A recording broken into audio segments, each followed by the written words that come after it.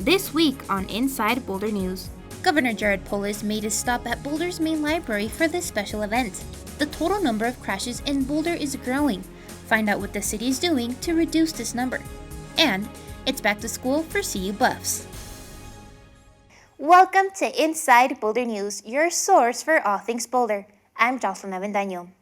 Every year, the city conducts a traffic crash analysis to better understand where crashes occur in the city and who in the community is being affected the most. It's called the Safe Streets Report, and staff released it earlier this month.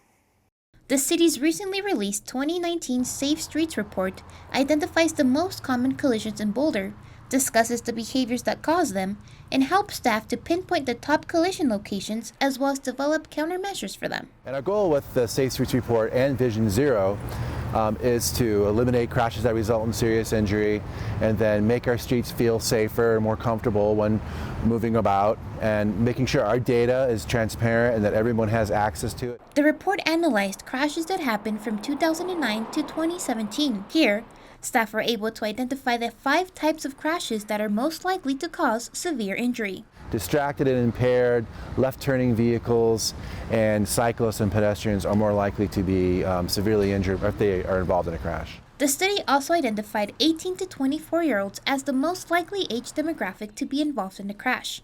Other notable facts the report includes is a detailed Vision Zero action plan with 50 specific actions that will be conducted over the next 3 years. A lot of our mitigation efforts go to looking at engineering solutions for intersections, along with education and enforcement at the intersections too. The intended outcomes of this action plan include lowering speed limits through design changes on some roadways and reduced speeding overall, among others. To take a look at the full Safe Streets Report, please visit bouldertransportation.net. Colorado Governor Jared Polis made a stop this week at Boulder's main library. Dozens gathered Wednesday morning as Governor Polis addressed participants at the Grow with Google event. Grow with Google is bringing free digital workshops and one-on-one coaching to select libraries in Colorado, Boulder's main library being one of them. Though registration for most workshops is full, there are still a few spots open for walk-in participants. At the event, Google launched their Google.org Colorado Impact Challenge, where 5 local nonprofits will receive a cash prize from the company plus technical training from Google. More information can be found on boulderlibrary.org. Boulder is home to dozens of festivals each year, but few bring participants together from around the world like the Jaipur Literature Festival.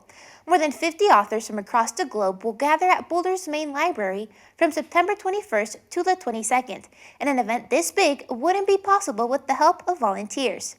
The Jaipur Literature Festival is described as the greatest literary show on earth. From author talks, panel discussions, music, culture, and of course literature, this literature festival is one of the many big events Boulder hosts. In order to make this free festival possible, volunteers play a critical role all throughout the festival. That's why the Boulder Public Library is looking for 300 volunteers to provide festival support at this year's event.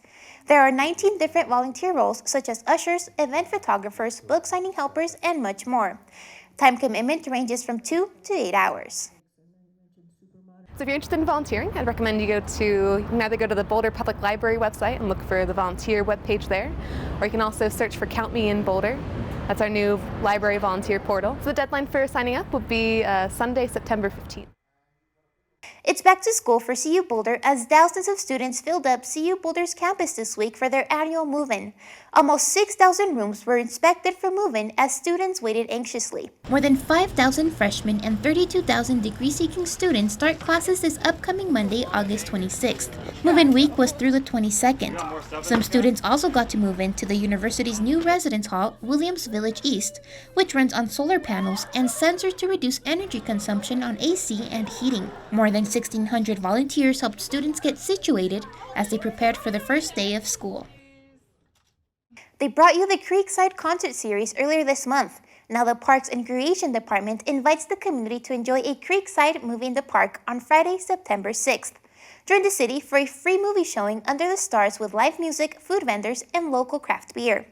All movies are free and open to the public. Food and beer service will begin at 5:30 with music playing from 5 to 7 p.m. The movie will start at dusk, so make sure to bring a blanket. The September 6th movie will be the fan favorite, Back to the Future. Thank you so much for joining us on this week's edition of Inside Boulder News. If you have pictures, news tips, or events you'd like to see featured, we love to hear from you. Connect with us on Facebook and Twitter. You can also sign up to receive video updates right in your inbox. Just go to boulderchannel8.com and click on subscribe. And be sure to check out the city's online newsroom for the latest city news. Have a good week.